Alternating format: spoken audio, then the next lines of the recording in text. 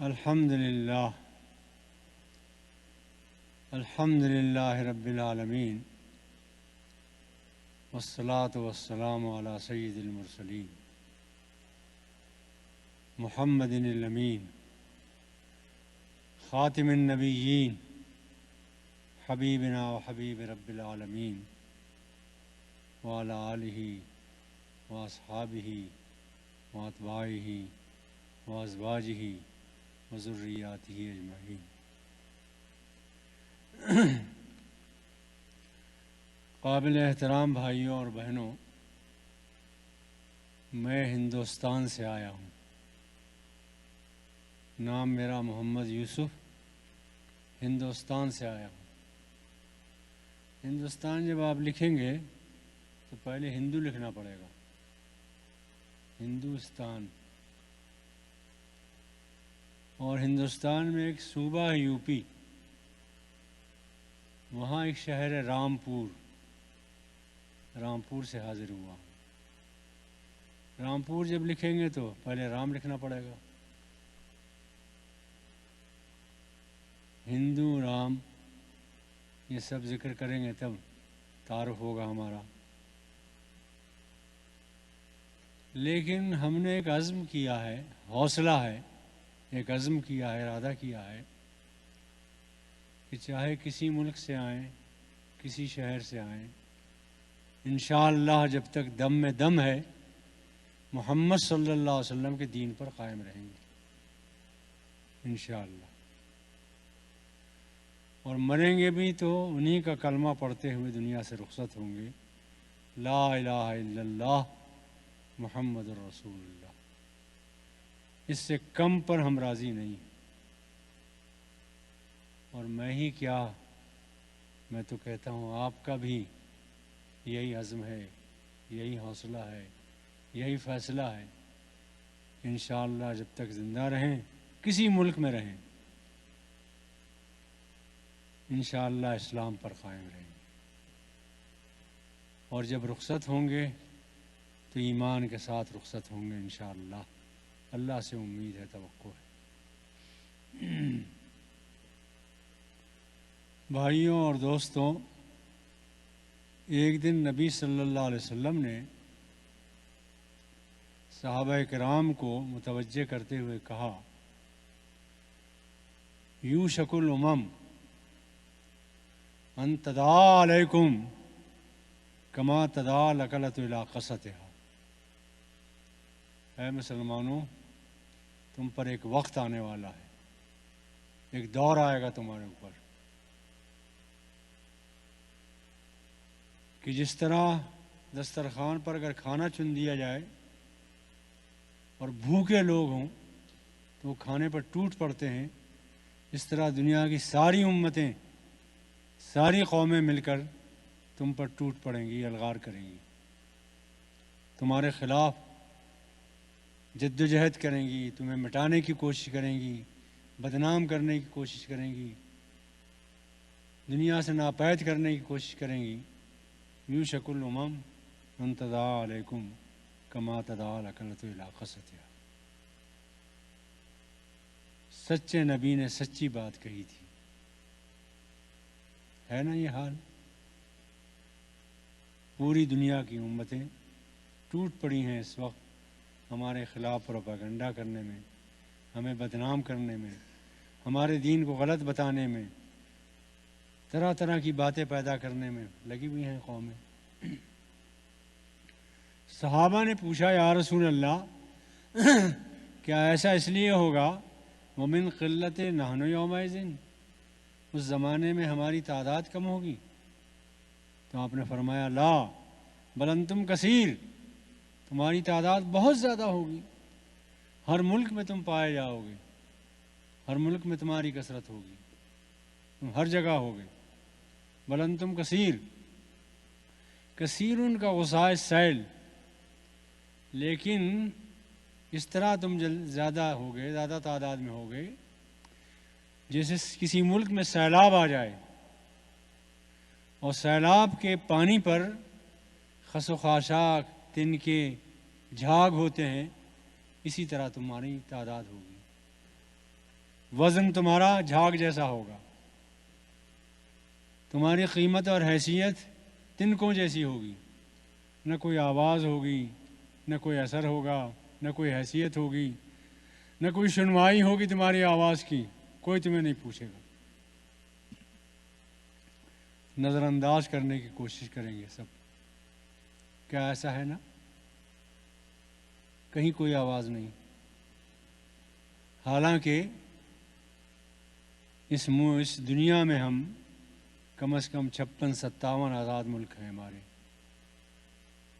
پاکستان سے آگے چلیے، افغانستان، ایران، ترکی، عراق، کہاں کہاں ہم ہیں، لیبیا، ہر ملک میں ہیں، ہر بر اعظم میں ہیں، مگر کوئی وزن نہیں، کوئی حیثیت نہیں۔ صحابہ نے سوال کیا، یا رسول اللہ ایسا کیوں ہوگا؟ بے وزن کیوں ہو جائیں گے؟ قیمت کیوں نہیں رہے گی؟ تو آپ نے فرمایا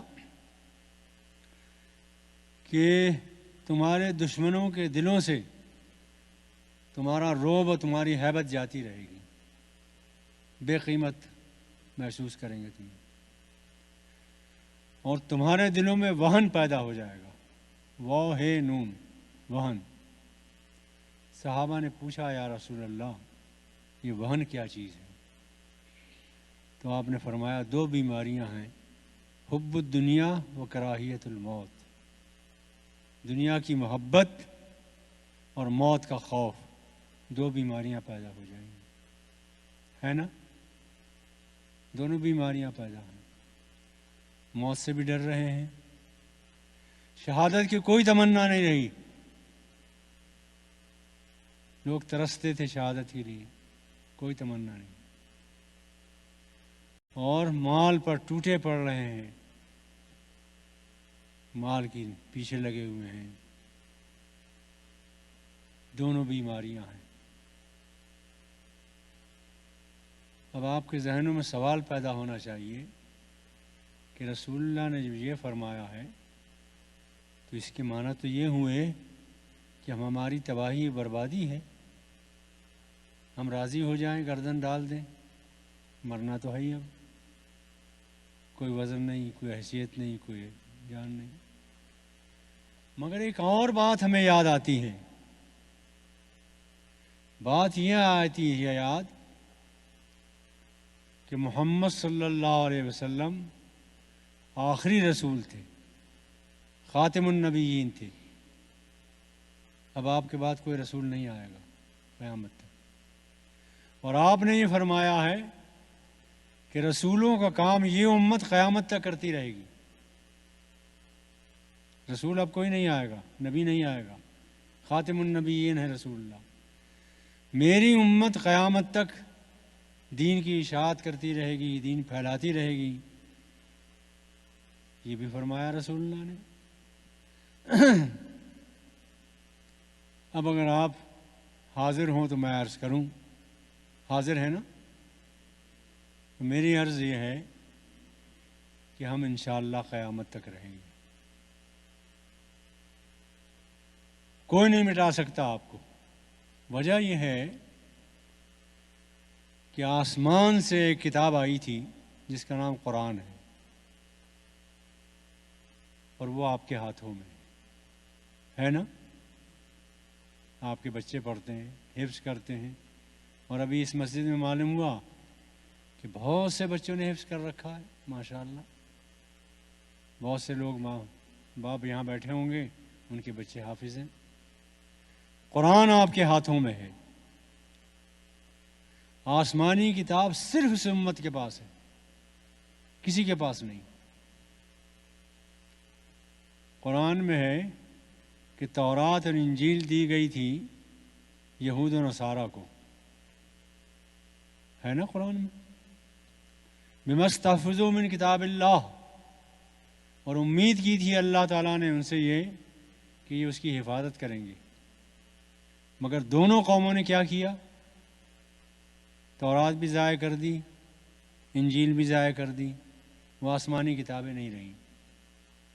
یکتبون الکتاب بایدیہم ثم یقولون ھذا من عند اللہ اپنے ہاتھوں سے یہ کچھ لکھ لیتے ہیں، پھر کہتے ہیں اللہ نے نازل کیا ہے، قرآن میں ہے یہ۔ دونوں کتابیں تباہ کر دیں۔ ایک ہی امت ہے اس دنیا میں جس کے پاس آسمانی کتاب ہے، اور آسمانی کتاب کے ہونے کے معنی معلوم ہے کیا ہے؟ آسمانی کتاب کے معنی یہ ہے کہ اللہ سے ہمارا رشتہ جڑا ہوا ہے۔ وہ آسمانی کتاب جو اللہ نے بھیجی تھی وہ ٹھیک اسی حالت میں ہمارے ہاتھوں ہے۔ انجیل ہو، تورات ہو، گیتا ہو، وید ہوں، جو آسمانی کتابیں لوگ دینی کتابیں کہہ سمجھتے ہیں، کسی امت کے پاس اپنی دینی کتاب ایسی نہیں ہے جس کی وہ یہ اہتمام کرتے ہوں جو مسلمان اپنے قرآن کا اہتمام کرتا ہے۔ آج بھی تمام خرابیوں کے باوجود قرآن سے ہمیں عشق ہے، قرآن سے ہمیں تعلق ہے۔ بچہ 4 سال کا ہوتا ہے، قرآن کی بسم اللہ کرا دیتے ہیں، اسے کراتے ہیں نا۔ کسی امت کو یہ بات حاصل نہیں۔ اور قرآن کی تشریحات اور تفسیریں اور اسلام کا لٹریچر اور حدیثیں اور حدیثوں کی کتابیں، ان کی تشریحات، ان کی تفسیریں، اور پھر رجال کے جو حدیثیں بیان کرنے والے رجال ہیں، لوگ ہیں، ان کی زندگیاں، اتنا لٹریچر ہے اسلام کے پاس کہ کسی امت کے پاس نہیں۔ راز کی بات یہ ہے کہ اللہ تعالیٰ نے کہا ہے انا نحن نزلنا الذکر و انا لہ لحافظون، یہ قرآن ہم نے نازل کیا ہے اور تم پر بھروسہ نہیں ہے۔ وَإِنَّا لَهُ لَحَافِظُونَ، اور اللہ کہتا ہے ہم خود اس کی حفاظت کریں گے۔ اور جس چیز کی حفاظت کی ذمہ داری اللہ اپنے ذمہ لے لے، اسے دنیا کی کون طاقت مٹا سکتی؟ کوئی سوال ہی نہیں مٹنے کا۔ انشاءاللہ یہ قرآن زندہ رہے گا۔ البتہ ایک وارننگ ہے ضرور، اسے سنیے غور سے، وہ بھی قرآن میں ہے۔ وارننگ یہ ہے کہ اے مسلمانوں، تمہاری بڑی عزت کی ہم نے تمہیں قرآن دیا ہے، تمہارے ہاتھوں میں ہمارا قرآن ہے۔ اللہ کہتا ہے وَإِن تَتَوَلَّوْا، لیکن یہ یاد رکھو اگر تم نے قرآن کا حق ادا نہ کیا، منہ پھیرا، رخ پھیرا، حق نہ ادا کیا، اسے اللہ کی کتاب نہ سمجھا، اس کی حفاظت کی ذمہ داری نے لی، یستبدل قوما غیرکم، تو میں تمہیں معزول کر کے اس کی حفاظت کے لیے دوسری قوم کو لے آؤں گا۔ ہم تمہارے محتاج نہیں ہیں، تم ہمارے محتاج ہو۔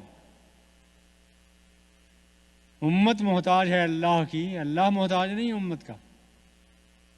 وہ کسی کو بھی پیدا کر سکتا ہے، کسی قوم کو بھی اٹھا سکتا ہے۔ یستبدل قوما غیرکم، میں دوسری قوم لے آؤں گا، وہ قرآن کا حق ادا کرے گی۔ ثم لا یکونوا امثالکم، پھر تمہاری طرح وہ بے وفا نہیں ہوگی، وہ وفادار ثابت ہوگی۔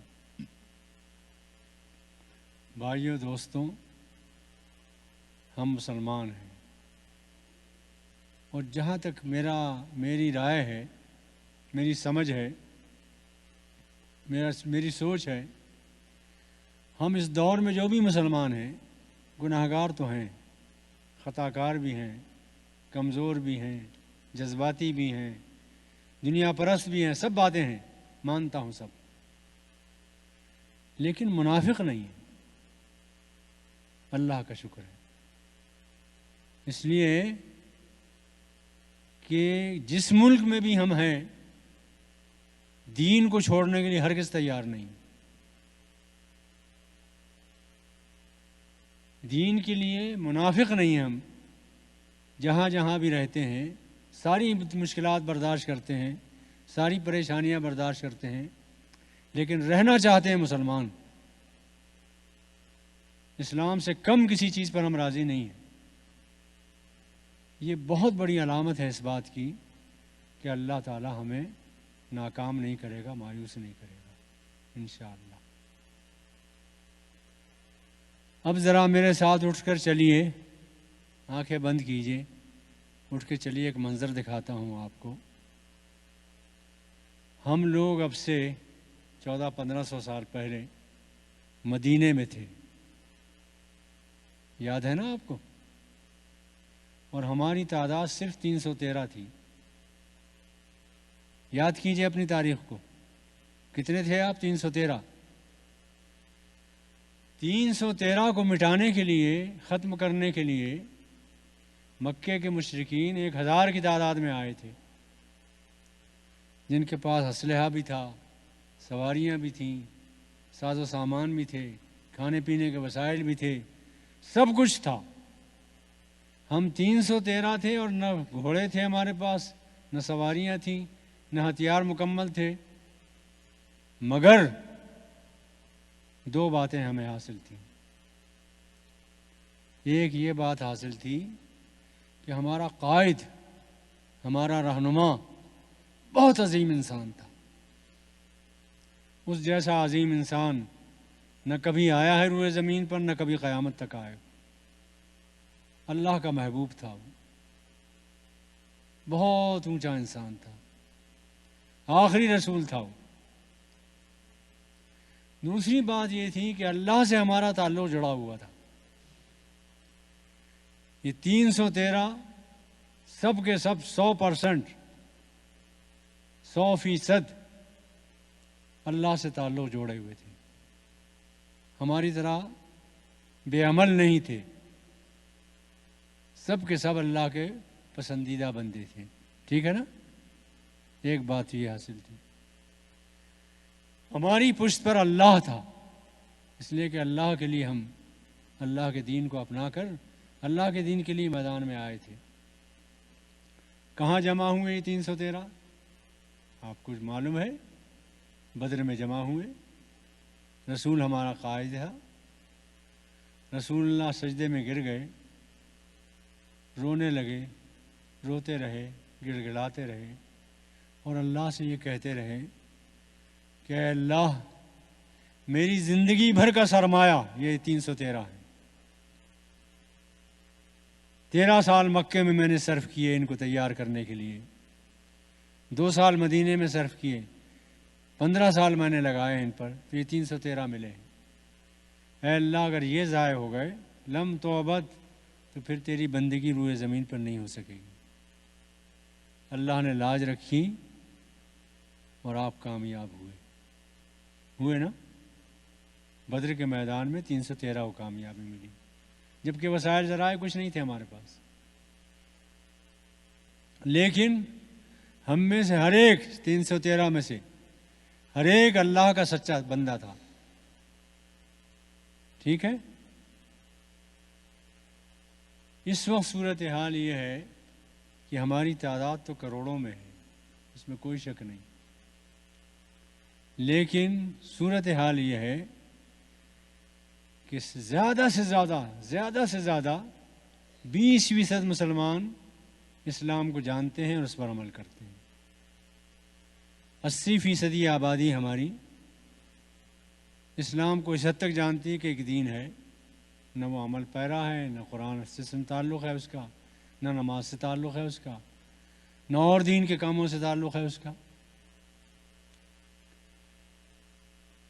اور اب دنیا کے ہر ملک میں جانے کا موقع ملا ہے ہمیں، وہ آسٹریلیا ہو یا جاپان ہو یا جرمن ہو یا برطانیہ ہو یا امریکہ ہو یا پاکستان ہو، افغانستان ہو، ہر جگہ موقع ملا ہے۔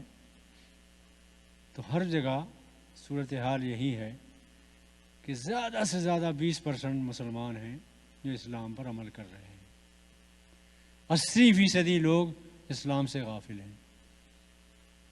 امریکہ کا حال بھی یہی ہے، یہ جو مسجدوں میں آپ کو مل رہے ہیں یہ 20-25% سے زیادہ نہیں ہے۔ پہلی ذمہ داری ہماری یہ ہے کہ یہ مسلمان جو رسول اللہ صلی اللہ علیہ وسلم کا نام لیتے ہیں، اپنے آپ کو مسلمان کہتے ہیں، قرآن سے رشتہ جوڑتے ہیں، ان کو مسجدوں کی طرف لانے کا ہمارا کام ہے، ہماری ذمہ داری۔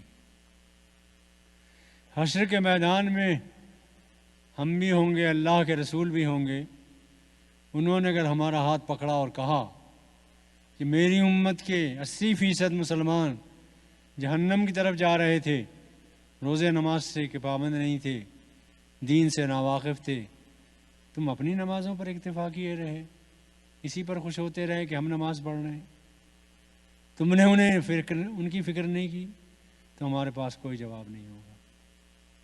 پہلا کام ہمارا یہ ہے کہ ان مسلمانوں کو مسجد کی طرف لانے کی کوشش کریں۔ ٹھیک ہے نا بات؟ 25% ہی آ رہے ہیں مسجدوں میں، بعض لوگ تو اس سے بھی کم کہتے ہیں، میں نے ذرا مبالغہ سے کہہ دیا، مان لیں تو یہ 75% جو نہیں آ رہے ہیں ان کی باس پرس ہم سے نہیں ہوگی، مسجد میں آنے والوں سے تو ہوگی۔ پھر ایک بات اور بھی ہے، وہ یہ ہے کہ یہ جو مسلمان مسجدوں میں آ رہے ہیں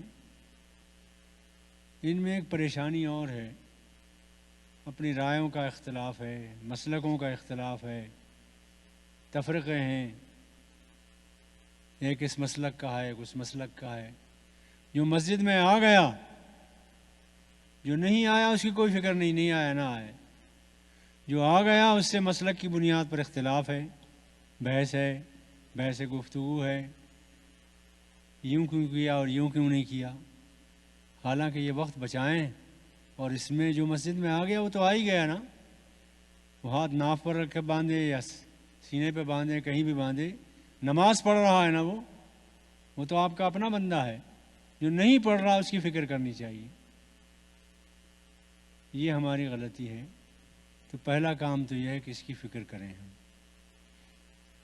اس سلسلے میں قرآن پڑھنے کے بعد آپ بھی یہ وعدہ کیجئے کہ قرآن پڑھیں گے انشاءاللہ۔ انشاءاللہ بدر کی جنگ کے بعد اللہ تعالیٰ نے 3 ہدایتیں دی ہیں قرآن میں، سورہ آل عمران میں مسلمانوں کو۔ یہ 3 باتیں بیان کر کے ختم کروں گا قصہ۔ حاضر ہے نا؟ حاضر رہیے، اس لیے کہ کسی بات سے نصیحت حاصل کرنے کے لیے، کسی بات کو سمجھنے کے لیے قرآن نے 3 شرطیں لگائی ہیں۔ لمن کان لہ قلب، ایک تو یہ کہ زندہ دل موجود ہو سینے میں، جس میں طلب ہو حق کی، تب کچھ ملے گا قرآن سے۔ نمبر 1، یاد رہے گی بات؟ سینے میں ٹٹولیے، طلب والا دل ہے کہ نہیں ہے، طالب حق دل ہے کہ نہیں ہے۔ اگر وہ دھڑک رہا ہو تو خوش ہو جائیے، نہ ہو تو دعا کیجیے، گڑ گڑائیے اللہ سے کہ اللہ دل عطا فرما۔ نمبر 1۔ اول قسمہ، دوسری شرط یہ ہے کہ کان لگا کر سنیں، کوئی بات مس نہ ہو جائے، کوئی بات رہ نہ جائے۔ اللہ کا کلام بہت اونچا کلام ہے، ہم محتاج ہیں اس کے، ضرورت مند ہیں، ہم بھیک مانگیں اللہ سے کہ اللہ ہمارے دلوں میں اتر جائے۔ بہت بڑا عظیم کلام ہے، عظمت والا کلام ہے۔ اول قسمہ، کان لگا کر سنیں، سنیں نہیں کہا، کان لگائیں خوب کہ کوئی بات رہ نہ جائے۔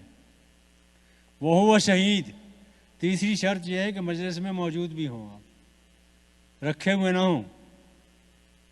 ایسا ہوتا ہے کہ انسان کا وجود تو رکھا ہوا ہے مجلس میں، وہ خود کہیں غائب ہے، کچھ اور سوچ رہا ہے، تب بھی کچھ نہیں ملے گا۔ اگر چاہتے ہیں کہ ملے اس قرآن سے کچھ، اس تقریر سے کچھ ملے، تو یہ 3 شرطیں پوری کرنی پڑیں گی انشاءاللہ۔ یاد رہیں گی تینوں شرطیں انشاءاللہ۔ پہلی بات قرآن نے یہ کہی ہے کہ اے مسلمانوں، جب تم اسلام لائے ہو، قرآن کو مانتے ہو، محمد صلی اللہ علیہ وسلم کا نام لیتے ہو، اسلام کا نام لیتے ہو، تو پھر کردار بھی ویسے ہی بناؤ۔ تمہیں دیکھ کے لوگ اسلام کو سیکھیں، سمجھیں کہ اسلام یہ ہوتا ہے، تب اسلام ہے۔ اور اگر تمہیں دیکھ کے لوگ اسلام کو نہ سمجھ سکیں تو اسلام تو نہیں ہے۔ عائشہ صدیقہ رضی اللہ تعالیٰ عنہ سے صحابہ نے پوچھا، اماں جان یہ بتائیے رسول اللہ کے اخلاق کیسے تھے؟ تو کیا جواب دیا انہوں نے؟ کہا تم نے قرآن نہیں پڑھا ہے؟ ایک یہ لکھا ہوا قرآن ہے اور ایک چلتا پھرتا قرآن تھا، وہ محمد صلی اللہ علیہ وسلم تھے۔ تو اسلام کا اگر ہمارا دین ہے تو ہمارے کردار میں اسلام ہونا چاہیے، یہ پہلی شرط قرآن نے لگائی۔ آیت نمبر 101 ہے آل عمران کی، یا ایھا الذین آمنوا اتقوا اللہ حق تقاتہ۔ اور اگر 101 نہ ہو آس پاس دیکھ لیجیے گا، 102 ہوگی، 3 ہوگی، ہو سکتا ہے یاد نہ رہا ہو مجھے۔ تو بہرحال آل عمران کی آیت ہے، کردار بناؤ۔ آپ کو یہ تاریخ کا واقعہ یاد ہوگا، مصر میں ایک نوجوان کو وقت کی ملکہ نے جیل بھیج دیا تھا، بہت عرصے تک جیل میں رہا وہ نوجوان۔ ایک دن اس کے پاس جیل کے کچھ ساتھی آئے اور کہنے لگے، اے نوجوان، ہم نے ساری جیل چھان ماری، تمہاری جیسی شخصیت کوئی نظر نہیں آئی، تمہاری شخصیت میں بڑا دل آویزی ہے، بڑی کشش ہے، دل چاہتا ہے کہ تم سے بات کریں، تم سے کچھ سیکھیں، کردار تمہارا بڑا نفیس ہے، انا نراک من المحسنین، بڑے حسن والے نظر آتے ہو تم، کردار میں بڑی کشش ہے۔ اس نوجوان نے کیا جواب دیا؟ اس نوجوان نے کہا، میرے کردار میں جو کشش دیکھ رہے ہو، میری شخصیت میں جو دل آویزی دیکھ رہے ہو اور تمہیں حسن نظر آ رہا ہے، یہ میرا کارنامہ نہیں ہے۔ واتبعت ملت آبائی ابراہیم و اسحاق و یعقوب، میں نے ابراہیم، اسحاق اور یعقوب کے دین کو اپنایا ہے، یہ اس کی برکت ہے۔ تو کسی دین کو اپنائیں تو اس کی برکت کردار میں نظر آنا چاہیے۔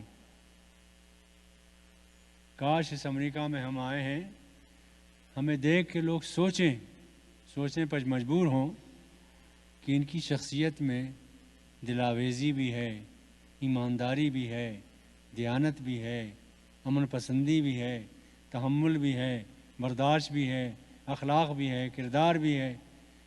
اور وہ سوال کریں کہ بھائی تمہاری اتنی عظیم شخصیت اور اتنی پر اثر شخصیت یہ کیسے بنی؟ ہمارا تو سب کچھ بگڑ رہا ہے، اس ملک میں خاندانی نظام تتر بتر ہو گیا ہے۔ وہ کسی ملک کا خاندانی نظام اگر تتر بتر ہو جائے تباہی مقدر ہے۔ ہماری ذمہ داری ہے کہ اس خاندانی نظام کو سنبھالیں۔ تو کاش ایسا ہوتا کہ ہمارے ایک ایک مسلمان کو جو یہاں آیا ہے اس کے کردار کو دیکھ کر امریکہ کے لوگ کہتے ہیں، انا نراک من المحسنین، تم بڑے حسین نظر آتے ہو، کردار تمہارا بدلا ہوا ہے۔ اور آپ جواب دیتے کہ یہ ہمارا کارنامہ نہیں ہے، یہ کارنامہ ہے محمد صلی اللہ علیہ وسلم کی سیرت کا۔ اگر یہ جواب دینے کے قابل آپ ہو جائیں تو انقلاب آئے گا کہ نہیں آئے گا؟ یقیناً آئے گا، مگر اس حیثیت میں نہیں ہیں ہم، یہ جواب نہیں دے پا رہے ہیں، نہیں ہے نا؟ کہاں دے پا رہے ہیں؟ کاش ایسا ہوتا کہ یہ جواب ہم دے پاتے۔ سچا واقعہ سناؤں آپ کو، 2 منٹ تو لگیں گے آپ کے، تھکے تو نہیں نا آپ؟ ہاں، سچا واقعہ سناتا ہوں۔ ہندوستان میں یو پی میں ایک شہر ہے مظفر نگر، سنا ہوگا نام آپ نے۔ وہاں کے گاؤں گاؤں میں بڑے بڑے لوگ پیدا ہوئے، بڑے بڑے عظیم لوگ پیدا ہوئے، ہے نا؟ بڑے بڑے عظیم لوگ، مولانا اشرف صاحب علی تھانوی، رشید احمد گنگوہی اور احتشام الحق صاحب کاندھلوی، کیسے کیسے عظیم لوگ، اسی ضلع کے لوگ ہیں یہ سب۔ وہاں ایک گاؤں میں ایک مسجد بن رہی تھی، تو گاؤں کے ہندوؤں نے روکا انہیں کہ مسجد نہیں بنانے دیں گے۔ خاص طور پر اس گاؤں کا جو سردار تھا، سرپنچ تھا، چودھری تھا، یا مکھیا کہتے ہیں ہندی زبان میں، اس گاؤں کا جو ایک سربراہ فرد تھا، مکھیا اسے کہتے ہیں، تو وہ اس نے روک لگائی کہ مسلمان مسجد نہیں بنا سکتے۔ مسلمانوں نے بہت کوشش کی لیکن اس نے نہیں بنانے دی۔ انہوں نے یہ ترکیب کی کہ پڑوس کے گاؤں میں ایک اللہ والے بزرگ رہتے تھے، عالم، اور ان کی کردار کا اثر غیر مسلموں پر بھی تھا۔ ان لوگوں نے، مسلمانوں نے کوشش کی ان کو بلا لیں، وہ اگر کہہ دیں گے اس مکھیا سے کہ مسجد بن جانا دو تو یہ مان جائے گا، اس لیے کہ اس کی بات سب مانتے ہیں، بزرگ کی، اللہ والے بزرگ ہیں، وہ غیر مسلم بھی مانتے ہیں۔ خیر اس کے پاس پیغام بھیجا کہ آپ تشریف لے آئیے، اس ہمارے گاؤں کے اس مکھیا کو سمجھا دیجئے کہ بھائی مسجد نہیں بننے دے رہا ہے۔ وہ وہاں سے چلے بس سے، ایک بس میں سوار ہوئے، بس میں بھیڑ بھاڑ تھی، تو انہوں نے یہ منظر دیکھا کہ ان کو سیٹ تو مل گئی، دے دی لوگوں نے، بیٹھ گئے۔ انہوں نے منظر یہ دیکھا کہ ایک عورت ہے، اس کے گود میں ایک بچہ ہے، وہ ایک طرف کو کھڑی ہوئی ہے ڈنڈا پکڑے ہوئے۔ ان کو ترس آیا اور انہوں نے سوچا کہ خدا نخواستہ کوئی جھٹکا لگا بس میں تو بچہ بھی گر سکتا ہے، یہ بھی گر سکتی ہے، تو اپنی جگہ خالی کر کے اس نے عورت کو دے دی، عورت کو بٹھا دیا، اور یہ کھڑے ہو گئے۔ بزرگ آدمی تھے، پہنچ گئے اس گاؤں میں جہاں اترنا تھا، جہاں انہیں اترنا تھا بزرگ کو، وہیں اس عورت کو بھی اترنا تھا۔ یہ جب اترنے لگے بس سے تو وہ عورت پیروں سے چمٹ گئی اور کہنے لگی کہ میرے گھر جانا ہوگا آپ کو، میرے گھر سے چائے پیے بغیر، کچھ ناشتہ کیے بغیر آپ نہیں جا سکتے۔ انہوں نے لاکھ منع کیا کہ بھائی میں ایک ضرورت سے آیا ہوں۔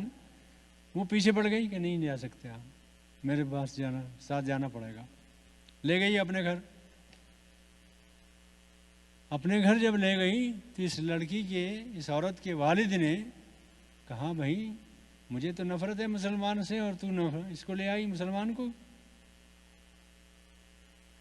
یہی گاؤں کا مکھیا تھا جو مسجد روک رہا تھا، اسی عورت کا باپ وہ مکھیا تھا گاؤں کا جو مسجد میں روکا ہوا تھا۔ تو اس عورت نے باپ سے یہ کہا کہ ابا جان، وہ جس بس میں سوار ہو کر آئی، اس بس میں وہ لوگ بھی تھے جو صبح سے شام تک آپ کے پاس بیٹھے رہتے ہیں، آپ کے ہاں میں ہاں ملاتے ہیں، آپ کی تعریفیں کرتے ہیں، سب موجود تھے، کسی نے مجھے بیٹھنے کی جگہ نہیں دی، اس بڑے میاں نے مجھے جگہ دی ہے، اس لیے میں ان کو لائی ہوں۔ سرپنچ کے اور مکھیا کے آنکھوں میں بھی آنسو آ گئے، اور اس نے کہا میں نے نفرت کی اس بڑے میاں سے، اور اس نے میری بیٹی کو کے ساتھ یہ سلوک کیا ہے۔ تو اس سے پوچھا بڑے میاں سے کہ آپ کیسے تشریف لائے، کیا بات ہے، کیا ضرورت ہے آپ کی، کہاں جانا ہے، پہنچوا دیں آپ کو۔ انہوں نے کہا کہ اس گاؤں میں مسلمانوں نے مجھے بلایا ہے، اور ایک مکھیا ہے اس گاؤں کا، سرپنچ ہے گاؤں کا، وہ مسجد نہیں بنانے دے رہا اسے، تو میں کہیں مل جائے وہ تو میں اسے بات کروں کہ بھائی بنا لینے دو مسجد کو، عبادت ہوگی، کیا نقصان ہے تمہارا۔ ہے وہی مکھیا جس سے یہ کہہ رہے ہیں۔ تو اس مکھیا نے یہ کہا کہ حضور ایسا ہے کہ آپ کھانا وانا کھا لیجئے، پھر ہم آپ کو بس میں سوار کرا کے بھیج دیتے ہیں آپ کے گاؤں کو، اور آپ فکر نہ کریں، اس مکھیا کو میں سمجھا دوں گا، یہ مسجد بھی بن جائے گی اور مسلمانوں کا خرچ بھی کچھ نہیں کرنا پڑے گا، انشاءاللہ مسجد بن جائے گی۔ جب اس نے اطمینان دلایا تو یہ واپس آ گئے، مسجد بن گئی، وہی مکھیا تھا۔ یہ کس چیز کا اثر ہے آپ بتائیں مجھے، یہ انقلاب کس چیز کا اثر ہے؟ یہ کردار تھا ان بزرگ کا، اللہ والے بزرگ کا کردار تھا۔ تو قرآن نے یہ کہا ہے کہ پہلی شرط یہ ہے کہ تم اسلام لائے ہو تو اپنے کردار سے لوگوں کو متاثر کرو، خالی باتوں سے کام نہیں چلے گا، دعووں سے کام نہیں چلے گا، تقریروں سے کام نہیں چلے گا، کردار سے کام چلے گا۔ اللہ سے گڑ گڑا کر دعا کیجئے کہ اے اللہ ہمیں کردار عطا فرما، کریکٹر عطا فرما، اخلاق عطا فرما، برتاؤ ہمارا ٹھیک ہو جائے، ہم اپنے جس دین کو اپنائے ہوئے ہیں وہ دین ہماری زندگی میں نظر آئے۔ اور یاد کیجئے گا، یہ ذہن میں رکھیے، اگر آپ کی زندگیوں میں دین ہوگا، آپ کے عمل میں زندگی میں عمل میں دین ہوگا، کردار میں دین ہوگا، تو اولاد متاثر ہوگی یا نہیں؟ یقیناً ہوگی۔ اور آپ صرف باتیں کرتے رہیں گے اولاد کو سمجھانے کی تو اس سے کام نہیں چلے گا. آپ جو نمونہ پیش کریں گے اولاد وہ اپنائے گی, اولاد بھی متاثر ہوگی. جس ملک میں آپ رہتے ہیں, جس شہر میں آپ رہتے ہیں, جس بستی میں آپ رہتے ہیں, آپ کے کردار کا وہاں بھی اثر پڑے گا. اور اب اس وقت صورتحال یہ ہے کہ جیسے 80% غیر مسلمان ہیں جو نماز میں نہیں آ رہے ہیں, روزہ بھی نہیں رکھ رہے ہیں, اسلام سے واقف بھی نہیں, قرآن بھی پڑھے ہوئے نہیں ہیں, تو وہ اپنی زندگیوں سے لوگوں کو اسلام سے دور کر رہے ہیں, ہے نا. دیکھ کے یا تو اسلام کے قریب آئے گا یا کہے گا توبہ بھائی ہماری بس کی بات نہیں, یہ اسلام اگر ہے جو یہ لوگ اپنائے ہوئے ہیں تو ہم توبہ کرتے ہیں اس اسلام سے. اور اللہ نے اگر توفیق دی, آپ نے اسلام کا سچا نمونہ پیش کیا, تو لوگ کھنچیں گے اسلام کی طرف, رغبت کریں گے اسلام کی طرف. اور سچی بات یہ ہے کہ یہ پہلی بات جو قرآن نے کہی ہے بہت غیر معمولی بات ہے کہ مسلمانوں, جب تم مسلمان ہوئے ہو تو مسلمان بنو, جب مسلمان بنے ہو تو کردار ظاہر کرو, زندگی اپناؤ, اور اس کے لیے گڑ گڑا کر اللہ سے دعا کیجیے کہ اللہ ہم ارادہ کرتے ہیں, تو توفیق دے دے. اللہ کی توفیق ہوگی تو کام چلے گا. آپ کو اللہ نے توفیق دی, ہم آ گئے, نہیں دیتا تو نہیں آ سکتے تھے, کوئی سوال ہی نہیں پیدا ہوتا. ایک دیوبند کے ایک عالم تھے مولانا اعزاز علی صاحب رحمۃ اللہ علیہ, جو بزرگ لوگ ہیں انہوں نے نام سنا ہوگا. اعزاز علی صاحب دیوبند کے بہت بڑے عالم تھے, بہت بڑے محتمم بھی تھے وہاں کے. انہوں نے ایک تقریر فرمائی تھی, میرا بچپن تھا, میں نے وہ تقریر سنی تھی. اس میں انہوں نے فرمایا کہ اللہ سے توفیق کی دعا کیا کرو, اور اللہ اگر توفیق نہ دے کچھ نہیں ہو سکتا. اور اللہ تعالیٰ توفیق دے دے کوئی نیک کام کرنے کی, 2 رکعت نفل پڑھنے کی, یا کوئی روزہ رکھنے کی, یا کسی کے یتیم کے بچے کے سر پہ ہاتھ رکھنے کی توفیق دے دے, کوئی نیکی کا کام ہو جائے, تو پھر یہ شش و پنج میں نہ رہو کہ پتہ نہیں اللہ قبول کرے گا کہ نہیں کرے گا. اس لیے کہ یہ سائن ہے اس بات کا کہ آپ کو توفیق دی تو اللہ کی نظر عنایت ہے آپ پر, ورنہ توفیق ہی نہ دیتا. توفیق دینے کا معنی یہ ہے کہ نظر عنایت ہے. اس وقت آپ ارادہ کر لیجئے, نیت کر لیجئے, ارادہ کر لیجئے کہ جو ہم سن رہے ہیں اس پر عمل کرنے کی کوشش کریں گے. اللہ نے توفیق دی ہے, آپ آئے ہیں, اللہ توفیق دے گا انشاءاللہ. یہ پہلی بات ہے جو میں نے عرض کی کہ کردار کو بنانے کی ضرورت ہے, ٹھیک ہے نا. اولاد پر بھی اثر پڑے گا, گھر والی پر بھی اثر پڑے گا, گھر والوں پر بھی اثر پڑے گا, رشتہ داروں پر بھی اثر پڑے گا, پڑوسیوں پر بھی اثر پڑے گا, شہر والوں پر بھی اثر پڑے گا. کردار کا اثر قبول کرتے ہیں لوگ. میں نے کہا تھا 3 باتیں اللہ تعالیٰ نے کہی. ایک پہلی بات تو یہ ہوئی. دوسری بات اللہ تعالیٰ نے یہ کہی ہے کہ اے مسلمانوں, تم دنیا میں کسی ملک میں رہو, تم سب ایک امت ہو, محمد صلی اللہ علیہ وسلم کی امت ہو, ایک امت ہو. ولا تفرقو, تو فرقے نہ بنو, گروہوں میں نہ بٹو, مسلکوں میں نہ بٹو, سب مل کر کفر کے مقابلے میں, شرک کے مقابلے میں, بے حیائی کے مقابلے میں, خدا کی نافرمانی کے مقابلے میں سیسا پلائی ہوئے دیوار ہو جاؤ, ایک امت بن جاؤ, متحد ہو جاؤ. آیت ہے وَاعْتَصِمُوا بِحَبْلِ اللَّهِ جَمِيعًا, سب مل کر قرآن کو مضبوطی سے پکڑ لو. وَلَا تَفَرَّقُوا, فرقہ نہ بنو, گروہ نہ بنو, متحد ہو جاؤ, ایک اتحاد پیدا کرو. اس وقت سب سے بڑی بیماری امت کی یہی ہے کہ فرقوں میں بٹی ہوئی ہے, گروہوں میں بٹی ہوئی ہے. یہ اس کا دشمن, وہ اس کا دشمن, وہ اس کا دشمن, اختلاف, یہ اس سے اختلاف.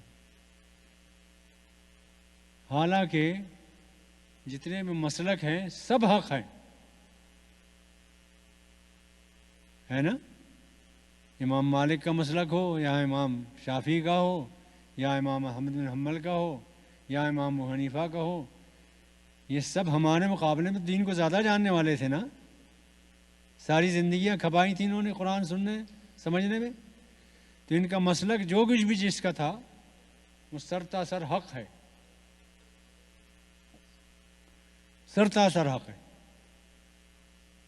اس لیے یہ مسلکوں کے اختلافات میں نہ جائیے، بلکہ ایک امت بن کر ابھریں، ایک امت بن کر سامنے آئیں اور اتفاق اور اتحاد قرآن کی بنیاد پر پیدا کریں۔ یہ اختلافات، تفرقہ بازی، مسلکوں کا اختلاف، حالانکہ مسلکوں کا اختلاف کا مسئلہ یہ ہے کہ اگر آپ کو میں سمجھانا چاہوں 2 منٹ میں تو آپ یہ سمجھیں گے بہت ہلکی سی بات ہے۔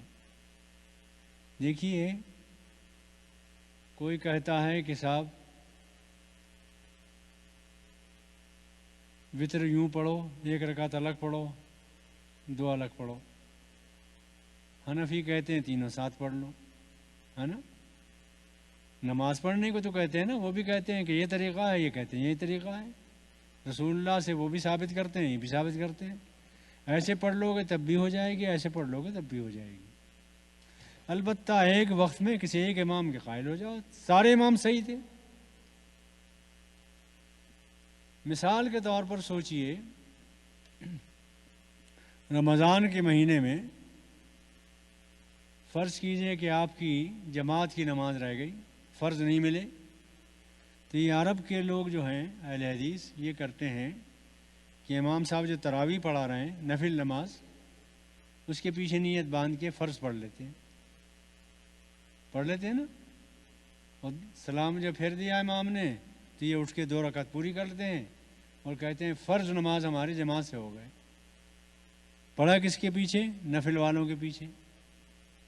تراویح نفل ہے، تو یہ کہتے ہیں، دلیل ان کی یہ ہے کہ اللہ تعالیٰ نے جبریل امین سے یہ کہا تھا کہ جاؤ رسول اللہ کو ظہر کی نماز پڑھاؤ، یہ حدیث میں ہے نا، آپ نے آ کے ظہر کی نماز پڑھائی رسول اللہ کو۔ تو یہ کہتے ہیں کہ دیکھو جبریل امین نے رسول اللہ کو نماز پڑھائی، جبریل تو فرشتہ ہیں، ان پر تو نماز فرض ہوئی، انسانوں پر فرض ہوئی نا، فرشتوں پر تو فرض نہیں ہے، وہ تو دن رات تسبیح کرتے رہتے ہیں۔ تو جبریل امین نے جو نماز پڑھائی ہوگی، ظاہر ہے فرض تو ہے نہیں، فرض کی نیت تو باندھی نہیں ہوگی، نفل کی نیت باندھی ہوگی۔ تو نفل کی نیت والے کے پیچھے محمد صلی اللہ علیہ وسلم نے ظہر کے فرض پڑھے، ہو گئے نا۔ دلیل صحیح ہے کہ نہیں؟ بالکل صحیح ہے، کیا پریشانی؟ حنفیہ اس کا جواب یہ دیتے ہیں، حنفی لوگ، کہ بھائی تم صحیح کہتے ہو، جبریل امین پر نماز فرض نہیں ہے، ٹھیک ہے، لیکن جب اللہ نے آرڈر دیا آسمان سے کہ جبریل جاؤ اور رسول اللہ کو نماز پڑھاؤ، تو اس آرڈر کے بعد بھی فرض نہیں ہوئی؟ آرڈر کے بعد تو فرض ہو جائے گی۔ بھائی اتنے ہی اختلافات ہیں، اختلافات اس قسم کے ہیں جو میں نے بتایا آپ کو، یہ بھی ٹھیک ہے، یہ بھی ٹھیک ہے، ان کی سوچ یہ ہے، ان کی سوچ یہ ہے، دونوں نسبت جوڑتے ہیں رسول اللہ سے، ہے نا۔ اس لیے ان مسلکوں کے اختلافات کو برداشت کریں اور ایک امت بن کر ابھریں، انشاءاللہ تعالی بات بن جائے گی، ٹھیک ہے۔ یہ 2 دلیلیں ہوئیں، 2 باتیں ہوئیں۔ تیسری بات اللہ تعالیٰ نے قرآن میں یہ فرمائی ہے کہ اے مسلمانوں، وَلْتَكُمْ مِنْكُمْ أُمَّةٌ، تمہارے درمیان میں ایک جماعت ایسی ہونی چاہیے جو بے عمل لوگوں کو اسلام کی طرف لائے، یدعون الی الخیر، خیر کا مجموعہ اسلام ہے، اسلام کی طرف بلائے۔ جو پہلی بات میں نے کہی تھی کہ ہم 80% مسلمان نہیں آ رہے ہیں اسلام کی طرف، کون بلائے گا انہیں کون متوجہ کرے گا؟ آپ کو اللہ نے شعور دیا ہے، مسجدوں میں آ رہے ہیں تو صرف خود غرض نہ بن جائیں، بلکہ ان کی فکر کریں کہ وہ بھی اسلام کو ماننے والے ہیں، محمد صلی اللہ علیہ وسلم کے امتی ہیں۔ امت سے محبت کرنا یہ بہت بڑی نیکی ہے، ہر مسلمان سے محبت کرنا یہ ایمان کا تقاضا ہے۔ مشکات شریف میں ایک روایت ہے کہ ایک مسلمان ایک گاؤں سے دوسرے گاؤں میں جا رہا تھا، راستے میں فرشتہ ملا۔ فرشتے نے پوچھا کہاں جا رہے ہو؟ کہاں اس گاؤں میں جا رہا ہوں، ایک صاحب سے ملنا ہے۔ فرشتے نے پوچھا کوئی رشتہ داری ہے ان سے؟ کہا نہیں رشتہ داری تو نہیں ہے۔ کہا کوئی کاروباری رشتہ ہے؟ کہا کاروباری رشتہ بھی نہیں۔ کہا پھر کیوں جا رہے ہو؟ کہا اس لیے جا رہا ہوں کہ جس کی امت میں ہوں اسی کی امت میں وہ بھی ہے، یہ شرکت ہے ہماری، یہ رشتہ ہے ہمارا۔ تو فرشتے نے جو جواب دیا اسے سنیے غور سے۔ فرشتے نے کہا تبتا، تیری شخصیت کتنی پرکشش ہے، اور توبہ ممشاک، اور تیرا چلنا کتنا خوشگوار ہے، اللہ کو کتنا پیار آ رہا ہوگا تیرے چلنے پر۔ وتبوّأت من الجنت منزلہ، اور تو نے جنت میں اپنا ٹھکانہ بنا لیا۔ مسلم سے محبت کرنا اور اس سے ملاقات کے لیے جانا، یہ قرآن اور حدیث کی زبان میں جنت میں ٹھکانہ بنا لینا ہے، ٹھیک ہے نا؟ مسلمان سے محبت، تعلق، یہ ضروری ہے۔ اور ایک اور راز کی بات بتاؤں آپ کو، حاضر ہے نا سب؟ راز کی بات یہ ہے کہ دنیا میں جتنے مسلمان ہیں، کسی ملک میں رہتے ہوں، کسی ملک میں رہتے ہوں، اگر نماز میں آپ ان صالحین کے لیے دعا نہ کریں تو آپ کی نماز نہیں ہوگی۔ بہت بڑا دعویٰ ہے نا یہ۔ اگر آپ دنیا کے تمام صالح بندوں کے لیے دعا نہ کریں، تمام مسلمانوں کے لیے، کسی ملک میں بھی رہتے ہوں، تو آپ کی نماز نہیں ہوگی۔ نماز جب ہوگی جب آپ دعا کریں گے۔ پڑھیے التحیات للہ والصلوات والطیبات السلام علیکہ ایہا النبی ورحمۃ اللہ وبرکاتہ، السلام علینا وعلی عباد اللہ الصالحین۔ اے اللہ سلامتی ہو ان تمام مومنین صالحین پر جو دنیا کے کسی ملک میں بھی رہتے ہوں۔ یہ دعا پڑھتے ہیں نا، یہ نہ پڑھیں تو نماز ہوگی؟ نہیں ہوگی۔ تو جن بندوں کے لیے آپ دعا کرتے ہیں ان سے لڑیں نہیں، ان سے اختلاف نہ رکھیں، ان سے محبت کریں، ان کو اسلام کی طرف بلائیں۔ اب یہ تو بڑی خود غرضی ہوگی کہ آپ جنت میں چلے جائیں، ان بھائیوں کو چھوڑ دیں، جاؤ بھاڑ میں، ایسا تو ٹھیک نہیں ہے۔ تو تیسری بات اللہ تعالیٰ نے یہ بتائی کہ جو امت مسلمہ ہے اس کی کثیر تعداد بے عمل ہے، اسے کون لائے گا؟ اسے ہم لائیں۔ پھر آ جائیے وہیں پہ، بدر میں آپ کتنے تھے؟ 313، لیکن ایک ایک بندہ اللہ کا سچا مسلم تھا، ٹھیک تھا نا؟ آج ہم 20% کچھ ہیں اسلام پہ عمل پیرا، 80% غائب ہیں، تو اللہ کیسے سنے گا ہماری؟ کیوں سنے گا؟ کیا ہے کام ہمارا یہ ہے کہ اس تعداد کو بڑھائیں۔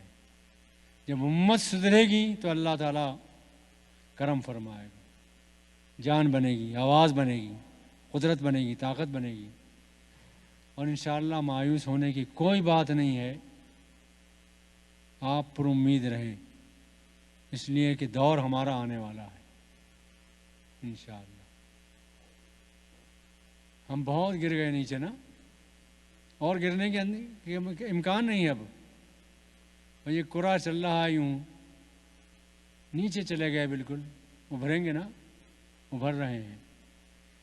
حیرت انگناک بات بتاؤں آپ کو، بڑی حیرت ہوگی آپ کو، دنیا میں جتنی امتیں ہیں سب کے عبادت خانے کم ہو رہے ہیں۔ حیرت ہوگی آپ کو، مندر میں نوجوان ہندو نہیں جا رہا ہے، نہ لڑکی جا رہی نہ لڑکا۔ عیسائی یہودیوں کا بھی یہی حال ہے، معبد عبادت خانے کم ہو رہے ہیں، چرچ بے رونق ہو رہے ہیں، غیر آباد ہو رہے ہیں، چنانچہ بیچنا پڑ رہے ہیں ان کو۔ واحد امت ہے محمد صلی اللہ علیہ وسلم کی کہ ہر ملک میں اس کے عبادت خانے بڑھتے چلے جا رہے ہیں، ہے کہ نہیں بات؟ اس ملک میں بھی جہاں آپ ہیں، آج سے 20 سال پہلے نیو یارک میں کتنے تھے اور آج کتنے ہیں؟ آپ کا لانگ آئی لینڈ کا ایک چھوٹا سا حصہ ہے، 27 مسجدیں ہیں وہاں. اور اب امریکہ کے کسی شہر میں چلے جائیے، ہر 30 میل پہ 20 میل پہ ایک مسجد مل جائے گی انشاءاللہ، ہے نا؟ تو آپ کے عبادت خانے بڑھ رہے ہیں، متوجہ ہو رہے ہیں لوگ. پھر یہ کہ ہمارے بچپن میں مسجدوں میں بوڑھے لوگ آتے تھے، کھانستا تھا ایک تو دوسرا کھانسنے لگتا تھا. بڑھاپے میں کھانسی آتی ہے نا. اب صورتحال یہ ہے کہ کوئی تنظیم ہو مسلمانوں کی، یا سینٹر ہو مسلمانوں کا، یا مسجد ہو مسلمانوں کی، 75% نوجوان نسل آ رہی ہے. بہت بڑا فرق ہے. ایک اور بات کبھی ذہن میں رکھیے، یہ ملک ہو یا برطانیہ ہو، ہماری نوجوان نسل بوڑھوں سے زیادہ اچھی ہے. بوڑھے پھر گڑبڑ کرتے ہیں کچھ. یہ نوجوان جو آج یہاں اسلام لا رہے ہیں، مسلمان ہو رہے ہیں، اور جو ہماری اولاد ہے جو پڑھ رہی ہے، ڈاکٹر بھی ہیں، خطبہ بھی دے رہے ہیں، دے رہے ہیں نا. ہمارے ایک داماد ہیں، ڈاکٹر ہیں، کبھی یہاں خطبے کے لیے بلائے جا رہے ہیں، کبھی وہاں خطبے کے لیے بلائے جا رہے ہیں، جمعے کا خطبہ دیتے پھرتے ہوئے. اور دینی ذوق ہے. ایک شکاگو نیو جرسی میں ہمارے ایک اور دوست ہیں چودھری صاحب، ان کا بیٹا ہے ڈاکٹر ہے. ڈاکٹری کے بعد اس کا شوق بڑھا، اس نے تجوید سیکھی، کتاب لکھی، تجوید کی سند دیتا ہے وہ قرآن کی، اور حدیث پڑھی، قرآن پڑھا اور حدیث کی سند دے رہا ہے. ڈاکٹر بھی ہے، خطبے بھی دیتا ہے، عربی بھی پڑھا رہا ہے ڈاکٹر عبید اللہ. تو اس ملک میں بھی یہ ہو رہا ہے الحمدللہ. پھر آپ پاکستان سے اگر ہیں، اور برا نہ مانے اعتبار سرچ کروں، پاکستان میں لاہور جائیے، کراچی جائیے اور نوجوانوں کو اکٹھا کیجیے تو نوجوانوں کی اتنی داڑیاں نہیں ملیں گی جتنی امریکہ میں مل رہی ہیں. سچی بات ہے یہ. اللہ کا کوئی منصوبہ ہے، پورا ہوگا انشاءاللہ. اس لیے مایوس نہ ہو ان سے اے رہبر فرزانہ، کم کوش تو ہیں لیکن بے ذوق نہیں رہی. ہم بے ذوق نہیں ہیں، اللہ کے سچے بندے ہیں. آخر میں یہ بات عرض کرتا ہوں، بات ختم ہو رہی ہے. آخر میں یہ بات عرض کرتا ہوں کہ ہمارے بزرگوں میں ایک امام شافعی گزرے ہیں. سنا ہوگا نام آپ نے، کون نہیں جانتا. امام شافعی رحمۃ اللہ علیہ آخری عمر میں مصر آ گئے تھے، اور کہتے تھے بار بار کہ اللہ، میں نے گناہوں سے زمین و آسمان کی فضا بھر دی ہے، بہت کوتاہیاں ہوئی ہیں، بڑی غلطیاں ہوئی. روتے تھے، کہتے تھے یہ بات. مگر ایک بات یہ کہتے تھے وہ کہ اللہ، گناہ تو بہت ہے میرے، فضا بھر دی میں نے، مگر مجھے پکا یقین ہے، میرا ایمان ہے، میرا پکا یقین ہے کہ میرے گناہ چاہے فضا کو بھر دیں، تیری رحمت اس سے کہیں زیادہ وسیع. اس امید پہ جی رہے ہیں ہم بھی، آپ بھی جئیں. اللہ کی رحمت بہت وسیع ہے، اللہ سے نا امید کبھی نہ ہوں. اللہ نے فرمایا، رسول اللہ نے فرمایا کہ اللہ کہتا ہے کہ میرا بندہ میرے بارے میں جو گمان رکھتا ہے میں اسی کے مطابق ہو جاتا ہوں. اللہ سے اچھی امید رکھیے، کوشش کیے جائیے، انشاءاللہ اللہ بیڑا پار لگائے گا. وآخر دعوانا ان الحمدللہ رب العالمین. کوئی بات پوچھنا چاہیں آپ؟ بات تو سمجھ میں آئی نا آپ کے؟ الحمدللہ.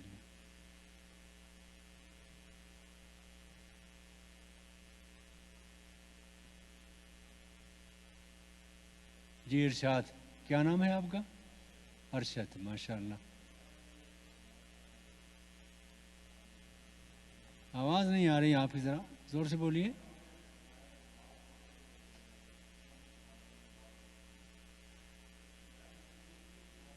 ہیں اچھے غیر مسلم ہیں ان کے لیے نماز میں نہیں بتایا نا، نماز کے بعد کی ہو کیجیے، ہدایت کی دعا کیجیے، کرنا چاہیے، کوشش بھی کرنی چاہیے، ہدایت کی دعا بھی کریں، کوشش بھی کریں، کرنا چاہیے۔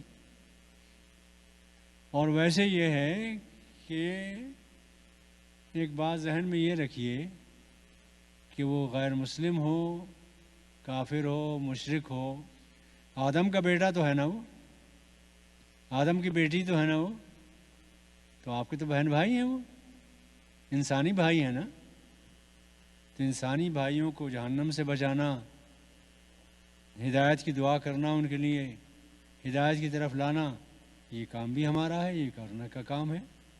اس سے بھی ایسا نہ ہو کہ یہ کام چھوڑ دیں ہم، خدا نخواستہ، یہ کام بھی کرنا ہے، ان کو بھی متوجہ کرنا ہے۔ اور ان کا حق اتنا ہے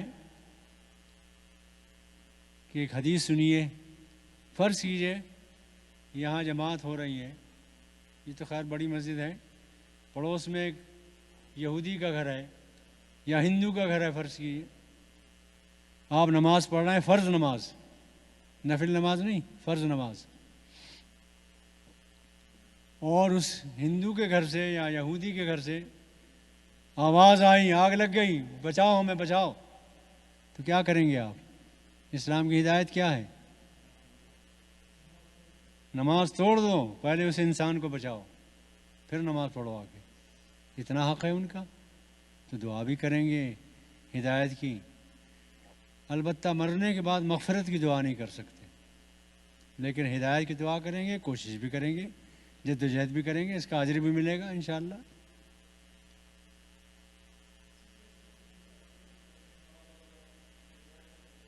جی جی نہیں، ہدایت کی دعا تو زندگی میں کر سکتے ہیں، مرنے کے بعد مغفرت کی دعا نہیں کر سکتے، منع کیا۔ اللہ میاں معاملہ کرے گا، ان سے نپٹے گا، ہم کیوں اس میں، ہمیں اپنی فکر ہونی چاہیے۔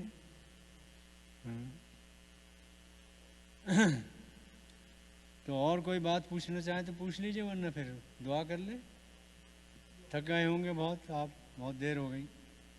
ربنا فاغفر لنا وکفر عنا سیئاتنا وتوفنا مع الأبرار ربنا وآتنا ما وعدتنا على رسلك صلی اللہ تعالی